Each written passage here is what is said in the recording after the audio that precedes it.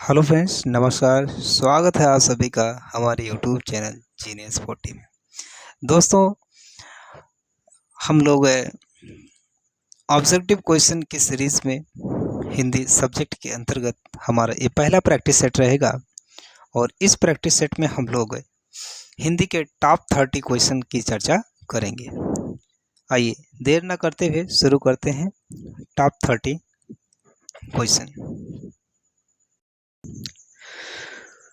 दोस्तों, आपका पहला प्रश्न है, निम्नलिखित में मौखिक अभिव्यक्ति का रूप है शुद्ध वर्तनी, ऑप्शन बी सुलेख, ऑप्शन सी श्रुतलेख और डी आशु भाषण।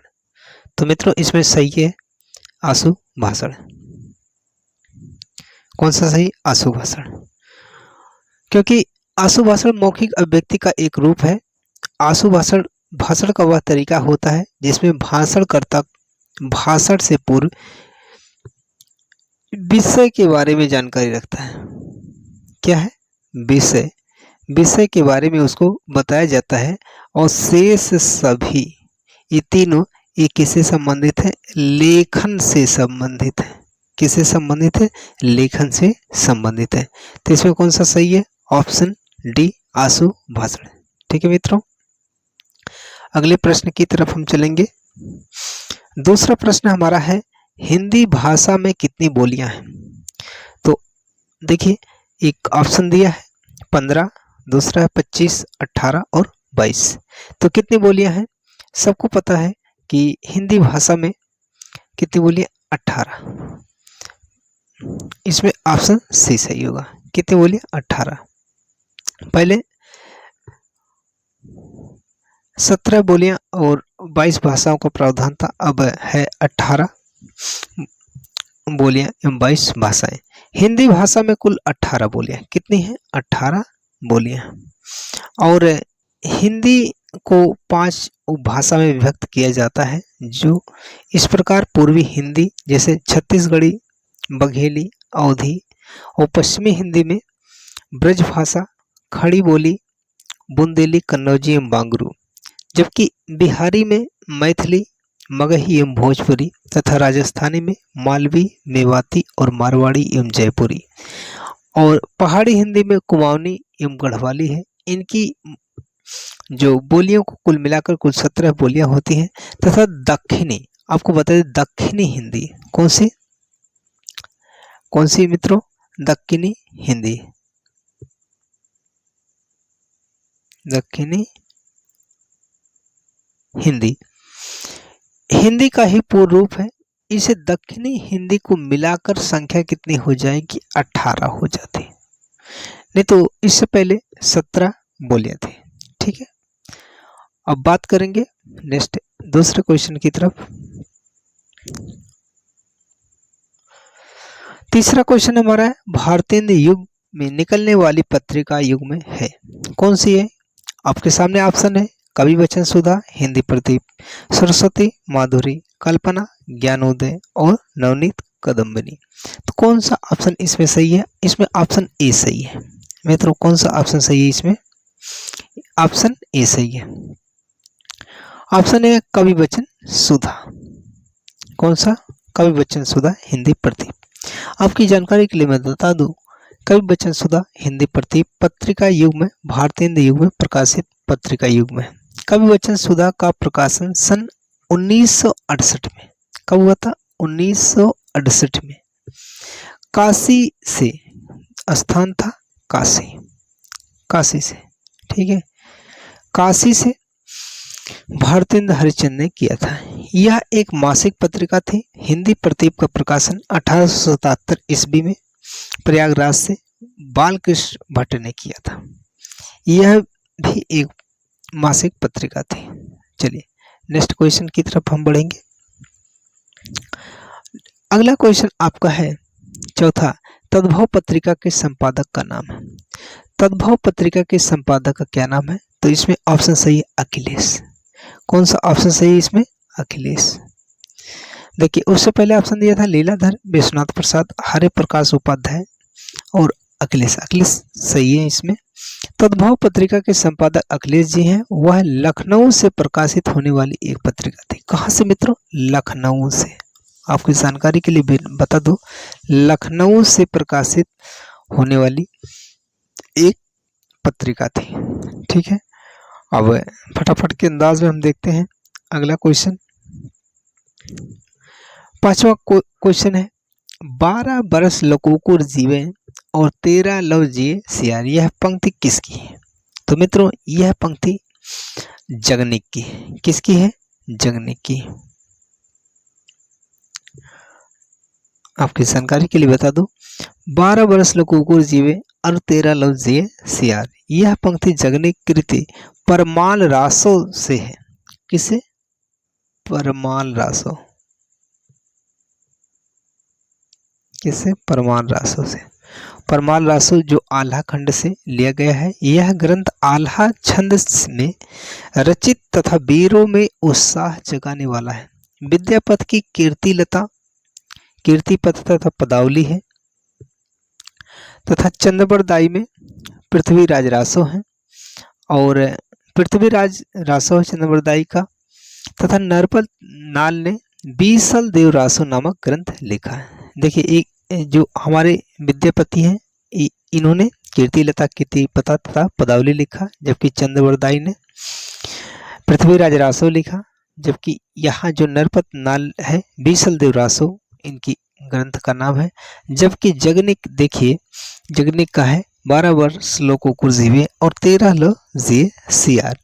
यह पंक्ति परमाल रासो से है। किससे है? परमाल रासो जो आल्हा खंड से संबंधित है। किससे संबंधित? आल्हा खंड मित्रों। किसे? आल्हा खंड। चलिए मित्रों, अब हम बढ़ते हैं नेक्स्ट क्वेश्चन की तरफ। अगला क्वेश्चन हमारा है, 6ठा क्वेश्चन है, निम्नलिखित में से किस देश में हिंदी भाषा का प्रयोग लिखने एवं बोलने में किया जाता है?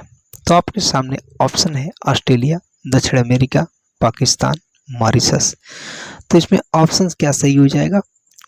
Option D Mauritius. कौन सा? मॉरिशस। तो मैं आपकी जानकारी के लिए बता दूं, मॉरिशस देश में हिंदी भाषा का प्रयोग लिखने एवं बोलने में किया जाता है। वहाँ जो मॉरिशस है वहाँ की उपभाषा, मॉरिशस की उपभाषा अंग्रेजी है। अंग्रेजी एक उपभाषा है। मॉरिशस की उपभाषा अंग्रेजी है। क्या? उपभाषा। और आपकी जानकारी के लिए बता दूं, मॉरिशस में हिंदी का इतिहास 150 वर्ष पुराना है। साहित्य, पत्र पत्रिका, दूरदर्शन, रेडियो, शिक्षण माध्यम ने हिंदी को अपना कर मॉरिशस ने हिंदी का खूब विकास किया है। चलिए नेक्स्ट क्वेश्चन, अगला क्वेश्चन की तरफ हम बढ़ेंगे। 7वां क्वेश्चन है, सूरसागर किस भाषा की रचना है? सूरसागर किस भाषा की रचना है? तो इसमें अवधी, बुंदेली, ब्रज, छत्तीसगढ़ी। तो इसमें ऑप्शन सी सही है, ब्रज। ठीक है, कौन सा सही ऑप्शन है? ब्रज। ब्रज, सूरसागर और सूरसागर की भाषा जो है ब्रज है। सूरसागर सूरदास से कृष्ण भक्ति से युक्त पदों का संग्रह। इसमें क्या है? कृष्ण भक्ति, कृष्ण भक्ति। और इसके जो रचयिता हैं, लेखक हैं, सूरदास। कौन है? सूरदास। ठीक है मित्रों, बढ़ते हैं हम आगे और नेक्स्ट क्वेश्चन की तरफ। 8वां क्वेश्चन है, वीरों का कैसा हो बसंत। वीरों का कैसा हो बसंत कविता किसने लिखी है? तो जाहिर सी बात है कि आपको इसमें सुभद्रा कुमारी चौहान है। कौन है? सुभद्रा कुमारी चौहान। वीरों का कैसा हो बसंत सुभद्रा कुमारी चौहान द्वारा रचित एक लब्ध प्रतिष्ठित कविता है। धातव्य है कि सुभद्रा कुमारी चौहान वीर रस की एकमात्र कवियत्री थी। तो ये जो सुभद्रा कुमारी चौहान है, ये वीर रस, ध्यान दीजिएगा, वीर रस की कवित्री थी। चलिए नेक्स्ट की बात करेंगे हम अगले प्रश्न में। अगला प्रश्न हमारा है, निम्नलिखित में कौन सी व्याकरण और वर्तनी से शुद्ध भाषा कहलाती है? तो इसमें कौन सा ऑप्शन सही होगा? इसमें है मानक भाषा। कौन सी? मानक भाषा। मानक भाषा भाषा का आदर्श रूप होता है। यह पूर्णतः परिष्कृत, शुद्ध एवं व्याकरण समस्त भाषा होती है। मानक भाषा की स्थिर अवस्था के कारण दोषपूर्ण नहीं मानी जाती। भाषा का गुण है सतत परिवर्तनशील एवं समागम बनाए रखना और गुणवत्ता के द्वारा लोगों को सहूलियतें प्रदान करना। तो क्या है इसमें? मानक भाषा। तो चलिए नेक्स्ट क्वेश्चन की तरफ हम बढ़ेंगे। 10वां क्वेश्चन, निम्नलिखित में से कौन सा रासो आल्हा खंड के नाम से प्रसिद्ध है? तो इसमें ऑप्शन सही है परमाल रासो। कौन सा? परमाल रासो। ठीक है मित्रों, नेक्स्ट अगला क्वेश्चन की तरफ हम बढ़ेंगे। घुमक्कड़ शब्द में कौन सा प्रत्यय है? घुमक्कड़ शब्द में कौन सा प्रत्यय है? तो इसमें ऑप्शन सही है अक्कड़ प्रत्यय। कौन सा सही है इसमें? अक्कड़ प्रत्यय। देखिए, घुमक्कड़ शब्द में घूमना एक मूल शब्द है। जो घूमना है ये मूल शब्द है। मित्रों गौर से देखिए, ये मूल शब्द है तथा अक्कड़ इसमें क्या लगा है? प्रत्यय लगा है। इसमें क्या है? अक्कड़ प्रत्यय लगा है और शेष सारे असंगत है। ठीक है, जिसका कोई मतलब नहीं है। ठीक है, चलिए तो इसमें ऑप्शन सही है आपका ए अक्कड़। चलिए नेक्स्ट की तरफ, अगला क्वेश्चन की तरफ पढ़ेंगे। महावीर स्वामी का जन्म कहाँ हुआ था? महावीर स्वामी का जन्म कहाँ हुआ था? तो इसमें ऑप्शन सी है वैशाली में। महावीर स्वामी का जन्म वैशाली में हुआ था तथा पावापुरी में उन्होंने शरीर का त्याग कर दिया था। पावापुरी मृत्यु होती है, वैशाली में जन्म होता है। तो ऑप्शन कौन सा सही है? वैशाली। मित्रों कौन सा? वैशाली। चलिए 13 नंबर का क्वेश्चन देखते हैं। स्वच्छंद में कौन सी संधि है? स्वच्छंद में कौन सी संधि है? तो इसमें ऑप्शन डी व्यंजन संधि। स्वच्छंद में व्यंजन संधि है जिसका संधि विच्छेद स्व प्लस छंद होगा। स्व प्लस छंद, स्वच्छंद होगा। मित्रों देखें, महात्मा बुद्ध ने जब बुद्धत्व प्राप्त किया था तब उनकी उम्र कितनी थी? ऑप्शन ए 12 वर्ष, बी 35 वर्ष, सी 45 वर्ष और डी 80 वर्ष। तो इसमें कौन सा ऑप्शन सही है? इसमें आपका ऑप्शन सही है बी 35 वर्ष। कौन सा सही है? 35 वर्ष। आपकी जानकारी के लिए बता दूं, महात्मा बुद्ध ने 29 वर्ष की अवस्था में, ध्यान दीजिएगा, 29 वर्ष की अवस्था में गृह त्याग किया था। गृह त्याग कर दिया था और 6 वर्ष की कठिन तपस्या के पश्चात उन्होंने बुद्धत्व प्राप्त किया था। तो 6 वर्ष की कठिन तपस्या के बाद तो कितना आ जाएगा? 35 वर्ष की अवस्था में उन्हें संपूर्ण ज्ञान की प्राप्ति हुई थी। नेक्स्ट अगला क्वेश्चन की तरफ हम बढ़ेंगे। श्रुति धर्म का क्या अर्थ है? श्रुति धर्म का क्या अर्थ है? तो मैं आपकी जानकारी के लिए बता दूं, श्रुति धर्म का अर्थ वैदिक धर्म है। क्या है भाई? वैदिक धर्म। कौन सा? वैदिक धर्म। आइए नेक्स्ट क्वेश्चन की तरफ हम बढ़ेंगे। अगला क्वेश्चन है, निमिष शब्द का पर्याय है। निमिष शब्द का पर्याय है तो क्या है भैया? निमिष शब्द का पर्याय क्षण है।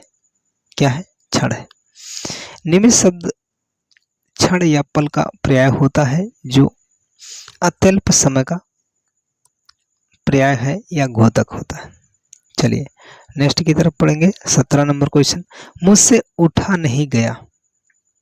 वाक्य में वाच्य है मुझे। देखिए यहाँ पर मुझे नहीं मुझसे होना चाहिए था। एक सेकंड आप इसको थोड़ा संशोधन करें। मुझसे, मुझसे उठा नहीं गया वाक्य में वाच्य है। तो इसमें कौन सा वाच्य है? भाववाच्य। कौन सा वाच्य है? भाववाच्य। अगला क्वेश्चन देखें फटाफट के अंदाज में हम लोग देखते हैं। 18 नंबर का क्वेश्चन है, जिसके पूर्व से कोई आशा ना हो उसके लिए एक शब्द है। तो कौन सा ऑप्शन सही इसमें? अप्रत्याशित है। कौन सा सही है मित्रों? अप्रत्याशित। अप्रत्याशित मतलब जिसकी पूर्व से कोई आशा ना हो। जबकि यहाँ पर ऑप्शन ए प्रत्याशा दिया था। प्रत्याशा मतलब जिसकी आशा की गई हो, और इसके बाद जैसे अप्रत्याशित जो है इसका मतलब है जिसकी पूर्व से कोई आशा ना हो, और अपरिमेय दिया है जिसकी माप संभव हो, जिसकी माप संभव ना हो, सॉरी। और अनाहुत का मतलब होता है जो बिना बुलाए आया हो। तो ठीक है, चलते हैं नेक्स्ट क्वेश्चन। इसमें कौन सा ऑप्शन सही है? ऑप्शन बी अप्रत्याशित।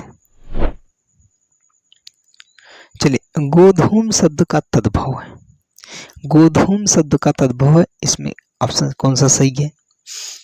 ऑप्शन सही ए, गोधूम शब्द का तद्भव होगा गेहूं। गेहूं को तत्सम में गोधूम कहा जाता है। देखिए, और गाय का तत्सम गौ, गोबर का तत्सम गोयम, गोमय तथा गोधन तत्सम शब्द है। ठीक है, चलिए नेक्स्ट की तरफ हम बढ़ेंगे। 20 अगला क्वेश्चन है, निष्कपट शब्द का संधि विच्छेद है। देखिए, निष्कपट शब्द का, तो इसमें कौन सी संधि है पहले तो ये आपको बता दें। इसमें देखिए मित्र विसर्ग संधि है, जिसकी वजह से इसमें कौन सा ऑप्शन सही होगा? ए ऑप्शन सही होगा, निधन कपट। निष्कपट का संधि विच्छेद निधन कपट होगा। इसमें विसर्ग संधि, कौन सी संधि अगर देखा जाए तो विसर्ग संधि है मित्रों। विसर्ग संधि है जब विसर्ग से पहले जैसे छोटी, छोटा उ और उसके बाद में का, खा, टा, छोटा उ, पा, फा, इनमें से कोई वर्ग हो तो विसर्ग का खटिसा हो जाता है। क्या हो जाता है? विसर्ग का खटिसा हो जाता है। जैसे निधन कलंक तो निष्कलंक हो जाएगा, निधन फल निष्फल हो जाएगा, चतुर्धन पाद चतुष्पाद हो जाएगा। तो इस प्रकार से मित्रों यहाँ पर निधन कपट निष्कपट है। ठीक है मित्रों, चले अगला क्वेश्चन है, निम्नलिखित में से सही वर्तनी का चयन करें। ऑप्शन ए अनुग्रहित, बी अनुग्रहित, सी अनुग्रहित और डी अनुग्रहित। सही वर्तनी मित्रों इसमें कौन सा है आपको बताना है। तो सही वर्तनी का आप चयन करें, इसमें हो जाएगा अनुग्रहित। कौन हो जाएगा? बी ऑप्शन इसका सही है, अनुग्रहित होगा। एक शुद्ध वर्तनी है और शेष सभी त्रुटिपूर्ण वर्तनी है। ठीक है मित्रों, अब बढ़ते हैं आगे। अपना 22वां प्रश्न है, अपेक्षा का विशेषण रूप क्या है? अपेक्षा का विशेषण रूप क्या है? तो आप इस जानकारी के लिए बता दो। अपेक्षा का विशेषण शब्द हो अपेक्षित। कौन हो जाएगा? अपेक्षित हो जाएगा यहाँ पर। नेक्स्ट अगला प्रश्न है, बड़ा सा शब्द जो है, बड़ा सा जो अक्षर है, जैसे ध्वनि आप कह रहे हो, बड़ा सा ध्वनि का उच्चारण स्थान क्या है? तो मैंने सूत्र में ही, थ्योरी में आपको ही बताया, इचु यसाड़ा मूर्ध है। तो यहाँ पर कौन सा? इचु यसाड़ा तालु। ठीक है, और ऋतु रसाड़ा मूर्धा होता है, और का जैसे अकु विसर्जनीय कंठ होता है।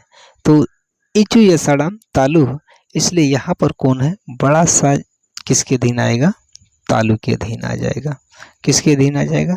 तालु के अधीन आ जाएगा। तो ऑप्शन सी इसमें सही है, तालु। चलिए ठीक है, नेक्स्ट अगला प्रश्न है 24, अत्यंत शब्द में प्रयुक्त उपसर्ग है। अत्यंत शब्द में प्रयुक्त उपसर्ग है, तो कौन सा ऑप्शन सही? अति। इसमें कौन सा ऑप्शन सही हो जाएगा? अति हो जाएगा, अति। अत्यंत शब्द में अति उपसर्ग है। इसमें अति उपसर्ग तथा अंत मूल शब्द है, तथा छोटी और छोटा ऊ के सामीप्य के कारण यण संधि द्वारा अत्यंत शब्द बना है। ठीक है मित्रों, बड़े आगे देखिए लिखा देखिए उपत्यका का अर्थ है। तो आप देखिए ऑप्शन और गेस कीजिए। सूर्य जिस पर्वत के पीछे से निकलता है, बी प्राणियों के पेट का एक अंग, सी पर्वत का शिखर और डी पर्वत के पास की भूमि। तो इसमें कौन सा ऑप्शन सही है? तो उम्मीद करते हैं आपने सोच लिया होगा, आसान सा प्रश्न है। तो इसमें पर्वत के पास की भूमि होगा। क्या पर्वत के पास की भूमि? उपत्यका का अर्थ है पर्वत के पास की भूमि। सूर्य जिस पर्वत के पीछे से निकलता है उसे उदयाचल कहते हैं। शेष असंगत तर्क है। चलिए नेक्स्ट अगला क्वेश्चन, अंगा का उच्चारण स्थान होता है। अंगा का उच्चारण स्थान कौन सा? नासिक। क्यों? क्योंकि आपकी जानकारी में है कि पंचमा अक्षर, समस्त पंचमा अक्षर नासिक के अंतर्गत आते हैं। अंगा नासिक के वर्ड है। सभी वर्ग के पंचमा अक्षर जैसे अंगा, इया, अड़ा, जैसे आपको बता दें अंगा, इया और अड़ा और ना, ये सभी क्या है? नासिक। नासिक के वर्ड है। इनके उच्चारण में श्वास वायु नासिक नाक से होकर निकलती है। चलिए नेक्स्ट 27 नंबर क्वेश्चन है, 4 गज मलमल में कौन सा विशेषण है? 4 गज मलमल में कौन सा विशेषण है? तो इसमें कौन सा ऑप्शन सही है? परिमाणवाची विशेषण। देखिए परिमाणवाची 4 गज मलमल में परिमाणवाची विशेषण है। परिमाणवाची विशेषण दो प्रकार का होता है, एक निश्चित परिमाणवाचक विशेषण, दूसरा अनिश्चित परिमाण बोधक विशेषण। वैसे विशेषण के तो कितने भेद होते हैं? 4 भेद होते हैं, जैसे गुणवाची, संख्यावाची, सी परिमाणवाची और डी जैसे सार्वनामिक विशेषण। ठीक है, तो यहाँ पर उत्तर आपका सही है, परिमाणवाची विशेषण। अगले प्रश्न की तरफ हम चलेंगे। 28 नंबर का प्रश्न है, शीश शब्द का तत्सम रूप क्या है? शीश शब्द का तत्सम रूप क्या है? तो इसमें कौन सा ऑप्शन सही है? इसमें ऑप्शन बी सही है, शीर्ष। शीर्ष शब्द का तत्सम रूप शीर्ष है और शीर्ष के अलावा जो अगला सब ऑप्शन दिया गया है वो उससे कोई संबंध नहीं है, तो इसमें कौन सा? शीर्ष है। चलिए नेक्स्ट की तरफ चलेंगे। अगला प्रश्न है, चौराहा शब्द में कौन सा समास है? चौराहा शब्द में देखिए प्रथम पद ही संख्यावाची आ गया, तो इसलिए कौन सा समास है? यहाँ पर द्विगु समास है। कौन सा? द्विगु समास है। देखिए द्विगु समास की एक पहचान होती है, प्रथम पद क्या रहेगा? संख्यावाची रहता है। जैसे कहने का तात्पर्य है द्विगु समास में पूर्व पद संख्यावाची विशेषण होता है तथा समूह या समाहार का द्योतक होता है। इसके जैसे अन्य उदाहरण की बात करें तो मित्रों जैसे अठन्नी, दोपहर, नवरात्र, चतुर्मास, पंचवटी इत्यादि। लेकिन तीसरे अर्थ की प्रधानता नहीं होनी चाहिए, नहीं तो वहां पर आपका बहुव्रीहि हो जाता है। अगर तीसरे अर्थ की प्रधानता ना हो और प्रथम पद संख्यावाची है तो वहां पर द्विगु समास होता है। ठीक है मित्रों, चलिए नेक्स्ट की तरफ हम चलते हैं। अगला प्रश्न है, आंख की किरकिरी होना का अर्थ है। आंख की किरकिरी होना का अर्थ है, तो इसमें है सही ऑप्शन अप्रिय होना। आंख की किरकिरी होना का अर्थ है अप्रिय लगना या अप्रिय होना, और जबकि आंख का तारा होना का अर्थ होता है बहुत प्रिय होना। ध्यान दीजिएगा, आंख की किरकिरी का होना अप्रिय होना या अप्रिय लगना। ठीक है मित्रों, ये आपका हमने देखो इस वीडियो में टॉप 20 प्रश्नों की चर्चा किया। इसी प्रकार से हम और दूसरी सीरीज में या दूसरे वीडियो में टॉप 30 प्रश्नों का हिंदी के हम लोग चर्चा करेंगे। इसमें मुख्य रूप से 30 प्रश्न आपके कुछ ही हिंदी साहित्य के आ पाए। अगले वीडियो में हम हिंदी साहित्य के साथ साथ व्याकरण और हिंदी साहित्य के से प्रश्न की चर्चा करेंगे। तब तक के लिए धन्यवाद, और वीडियो को लाइक करें, शेयर करें, कमेंट करें, और थ्योरी की भी क्लासें जरूर देखें हमारी चैनल पे। चैनल को जरूर सब्सक्राइब करें। धन्यवाद।